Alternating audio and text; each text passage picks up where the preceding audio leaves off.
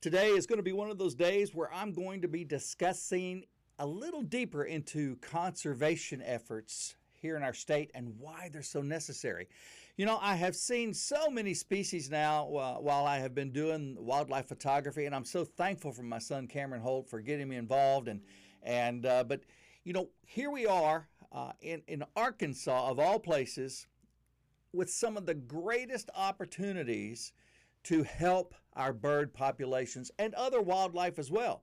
But my focus today is on conservation of our bird species. Now, I'm not going to be talking about all species or anything like that, but I'm going to make you aware of some things that are going on so that you can keep up with the life, the how conservation is helping some of the species in our state. And so I want to go ahead and start first by saying welcome to Outdoors with Cameron and Robert Holt. I am Robert Holt, and my son Cameron and I do photography together, as well as our guest host, Kenny Nations. Now, neither one of them are here today with me. This is going to be, I'm trying to make this as short as possible because I know that time is valuable. But I also know that conservation of our bird species in Arkansas is very valuable. Now, there are so many conservation efforts that are happening in our state. The Arkansas Game and Fish, despite, you know, those that might have some disagreements with some of their efforts, I can personally tell you and testify to how great they are doing as it relates to birds. All you have to do is go down to Bodark, just outside of Hope. Go down to Bodark and you will see the various rookeries, especially when it comes to, you know, end of April through, say, August. You will see all the various bird rookeries that are there, that they've done such a phenomenal job in creating these habitats because of species like the little blue heron. Little blue heron is on a steep decline right now, but yet Arkansas seems to have an abundance of little blue herons, and I have witnessed the little blue herons, especially down at the private conservation sanctuary that many of you have seen my photography from. All of those species down there are because the tricolored herons, the rosette spoonbills, the white-faced ibis, the glossy ibis, the white ibis, I can just keep going on and on and on, because there was a family that said, we are going to help wildlife in our state. And so that's what they did. They put their money into the property. They developed all this land. They developed all these wetlands, and it's been a phenomenal success. There's another place that I'm aware of, that I've been made aware of. Now, I have not been there to see it yet, and I hope one day I will. But that's Five Oaks. Five Oaks is down by Biomeda. And there was a gentleman that was there that began this, and his name was George Dunklin. And George was heavily involved in conservation. And so he decided to take some of his land that was next to the Biomeda Wildlife Management and begin to develop a conservation area. They have kid camps, they have trainings, they have all sorts of things. They work well with the Arkansas Game and Fish. They work well with dealing with our duck species that are coming in. And so we have a lot of conservation that is happening in our state. The zoo, the Little Rock Zoo, does great classes on conservation. Audubon does great classes in conservation for kids.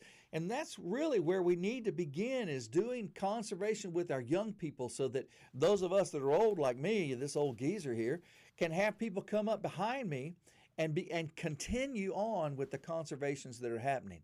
Now, I want to talk to you just a little bit about, if I may, the tipping point. Cornell Labs comes out ever so often with what they call tipping point species. There's a red level, orange level, and yellow level. And just yesterday, I was at Bald Knob. Bald Knob is another area where there is a lot of species that are coming in because of the rice that's grown there. And then, and all the wetlands that are there as well. I mean, it's just a phenomenal place. But this is where wildlife management and farming kind of coexist. Now, there are many of us that might disagree with some of the practices, some of the fertilizer that's going in, the poisons and so forth that are going in, and there's a lot of study that's being done. How is that affecting our bird species? Because those birds are coming in, they're feeding in those areas, they're eating the fish and the crawfish and the tadpoles and everything else that's in that area. And is that causing some of the decline that is going on in our species. And so they've developed these lists. And this first list that you'll see right here on the screen is the red alert list. And there are several species on that red alert list that have and have been seen in Arkansas and do come to Arkansas. And then this next list is the orange tipping list. Now, look at this orange tipping list and look down through the list. And if you have to pause for just a second, go ahead and pause, but I want you to look down through that orange tipping list because there are many species that are on that list that are in Arkansas right this very minute because of the conservation that is going on. So there's two birds on that list that I'd really like to talk to you about that I just saw yesterday, and that's the semi-palmated sandpiper. And this is a picture of that semi-palmated sandpiper. And that sandpiper, there was probably 12 of those birds that were there yesterday. Now, why is that? It's because the migration of these birds, Arkansas is right in the center of a lot of the migration, and therefore it's important for Arkansas to have strong conservation efforts. Now, the other bird that I did not realize we had coming in is a buffed sandpiper, a buffed breasted sandpiper. And that buffed sandpiper right there, there's a picture, and now there's a video of it. This buffed sandpiper, I tell you, it absolutely beautiful. It reminded me of a dove. There was a friend of mine that was there yesterday. I'm not going to give his name. There was a friend of mine that was there yesterday that pointed it out to me. And he said, if you'll look at the sandpipers, this one has a similar appearance of doves. And it kind of walks a little bit like a dove also when they're out in the fields. They do not necessarily always get out in water.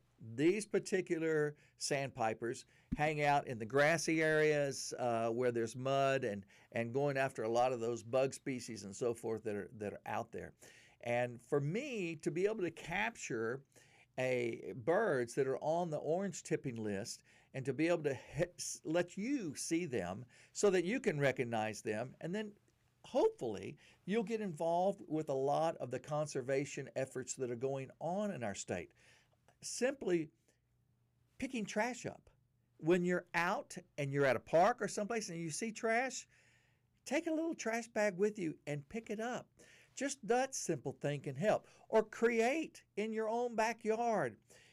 You can create flower beds where pollinators and so forth can come in, and therefore those pollinators will continue to do flowers and so forth and bring more insects, more bugs that the birds eat. And so, you can create owl habitats for our beautiful barred owls. You can create other owl habitats for eastern screech owls. You can create bird houses for bluebirds.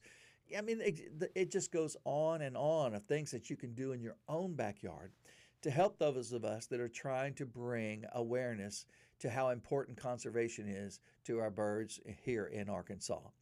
So I hope this has helped you some. I hope that this has brought a little bit of an awareness to you on the importance of conservation.